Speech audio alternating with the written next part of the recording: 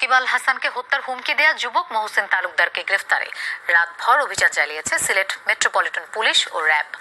গতকাল রাতে মহসিনের বাড়ি জালালাবাদ থানার মইয়ারচর এলাকা ছাড়াও কয়েকটি জায়গায় পুলিশ তল্লাশি চালায়, কিন্তু অভিযুক্তকে পাওয়া যায়নি।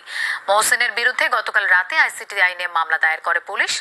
সোমবার দিবাগত রাত 12টা 6 মিনিটে ফেসবুক লাইভে এসে সাকিব আল হাসানকে গলা কেটে হত্যার ঘোষণা দেন ওই যুবক। মহসিন তালুকদার নামের একটি ফেসবুক আইডি থেকে এই ঘোষণা দেওয়া হয়। সোমবার ভোরে আবারও লাইভে এসে মহসিন তালুকদার নামের ওই যুবক তার দেয়া আগের বক্তব্যের জন্য দুঃখ প্রকাশ করেন।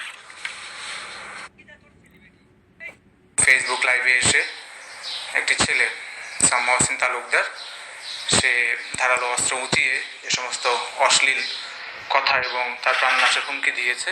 এই অপরাধীকে পুলিশ আইনানুগ ব্যবস্থা নিবে, জিরো টলারেন্সে নিবে। এখানে আপনার আইসিটি অ্যাক্টের মামলা রয়েছে এবং সংশ্লিষ্ট ধারায় অপরাধ আমলে নিয়ে মামলা শীঘ্র রুজু হবে।